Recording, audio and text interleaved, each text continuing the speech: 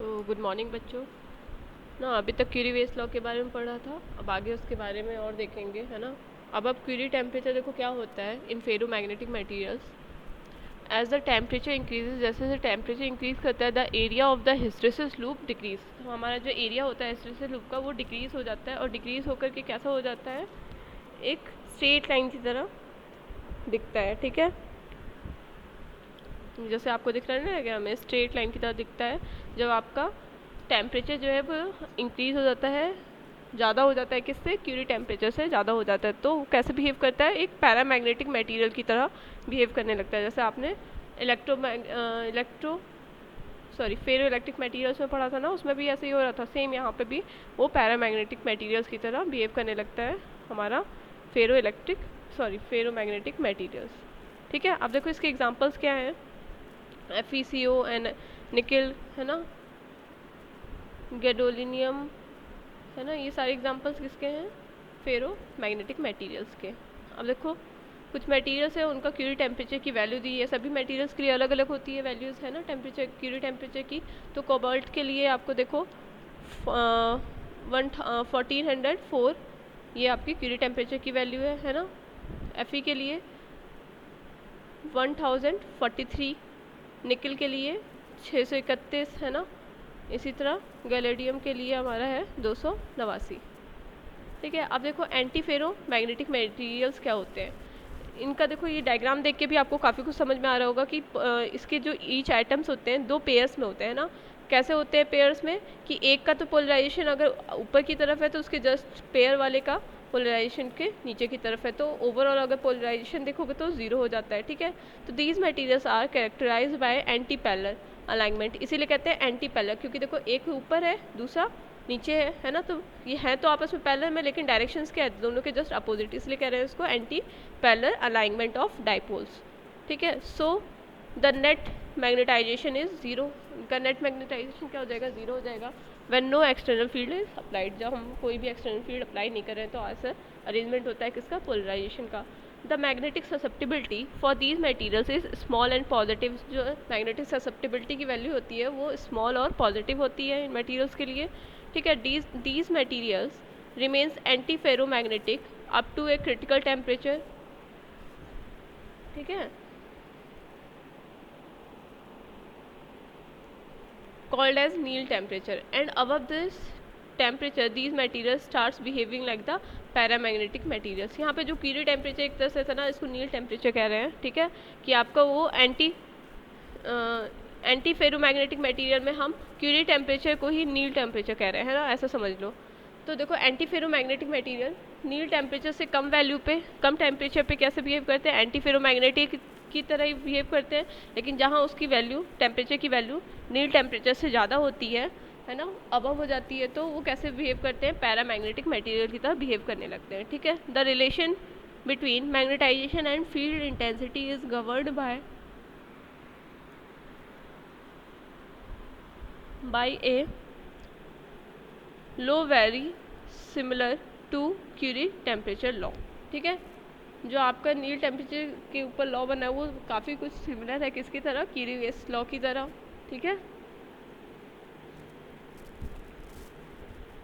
अब देखो यहाँ पे देख रहे हो, जैसे आपका यहाँ जाइम is to C by T plus theta N, है ना। थीटा यहाँ पे क्या है हमारा, थीटा एन नील टेम्परेचर है। ठीक है, अब इसके एग्जांपल्स हैं MnO2 CO, है ना, कोबाल्ट ऑक्साइड, और ये है FeO।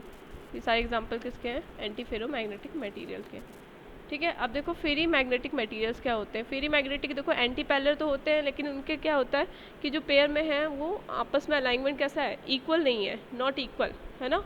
एंटी पैरेलल है लेकिन alignment, but they are not equal. तो देख रहे हो एक का पोलराइजेशन की वैल्यू हाई है तो दूसरे वाले की उससे कम है ना। इसी तरह से ये अलाइनमेंट होता है फेरी मैग्नेटिक मटीरियल का। ठीक है, these materials passes net magnetization in one direction. मतलब कह सकते हैं ना, अगर मान लो ये वाले जो ज़्यादा वाले पोलराइजेशन की डायरेक्शन है तो ये सारा क्या हो जाएगा, इसका नेट पोलराइजेशन देखोगे तो कुछ ना कुछ आएगा ही, है ना, ज़ीरो नहीं होगा वो, क्योंकि ये दूसरे उसके जस्ट अपोजिट वाले डायरेक्शन का मैग्नेटाइजेशन की वैल्यू क्या है, कम है। ठीक है, तो हम कह सकते हैं it has some spontaneous magnetization, ठीक है। इसका मैग्नेटाइजेशन जो है वो ज़ीरो नहीं होता है, ठीक है, इसमें कुछ ना कुछ मैग्नेटाइजेशन एग्जिस्ट करता है। तो these materials remains very magnetic up to a critical temperature called Curie temperature, and above this temperature these materials starts behaving like a paramagnetic material, ठीक है। समझ में आ गया होगा पहले वाली लाइनों से भी। The advantage of these materials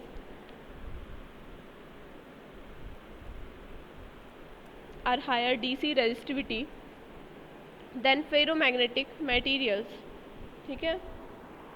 इनका एडवांटेज क्या है कि ये materials have higher DC resistivity high होती है फेरोमैग्नेटिक मटेरियल्स के कंपैरिजन में, ठीक है। Because of this property ferrites are having lesser eddy current losses, इनमें एडी करंट लॉसेस क्या होता है, कम होता है इसीलिए, ठीक है, compare to ferromagnetic materials.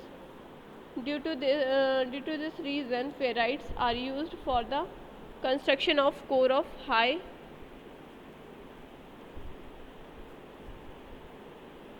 High frequency transformer and conductors, ठीक है।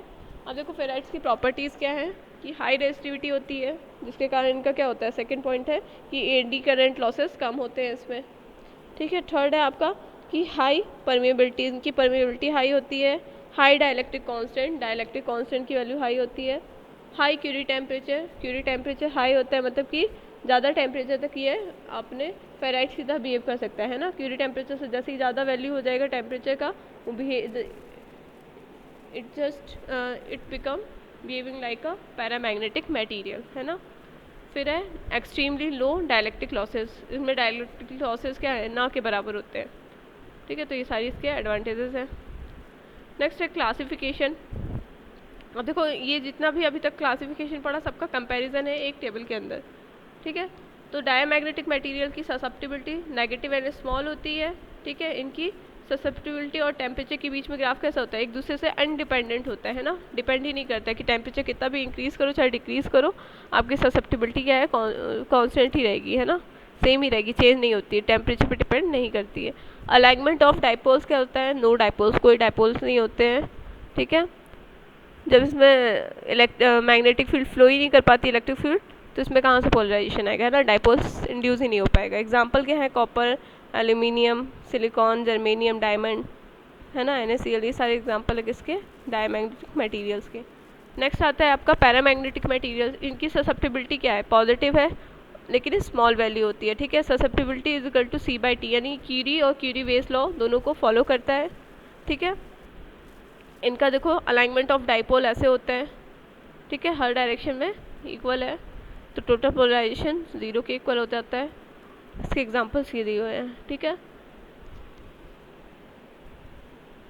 नेक्स्ट आता है आपका फेरोमैग्नेटिक मटेरियल्स। इनकी ससेप्टिबिलिटी पॉजिटिव है और वेरी लार्ज है, लार्ज वैल्यू होती है ससेप्टिबिलिटी की, ठीक है, लगभग इनफाइनाइट के इक्वल होती है ना, इनफाइनाइट की तरफ टेंड करती है। उनका अलाइनमेंट कैसा है, देखो एक ही साइड है, मतलब इसमें टोटल जो नेट पोलराइजेशन होगा वो कुछ ना कुछ एग्जिस्ट करता है, स्पॉन्टेनियस पोलराइजेशन इसमें रहता है, ठीक है। इसके एग्जांपल हैं कोबाल्ट, निकल, ये सारे एग्जांपल्स किसके हैं, फेरोमैग्नेटिक मटेरियल। अब आते हैं नेक्स्ट एंटी फेरोमैग्नेटिक मटेरियल में।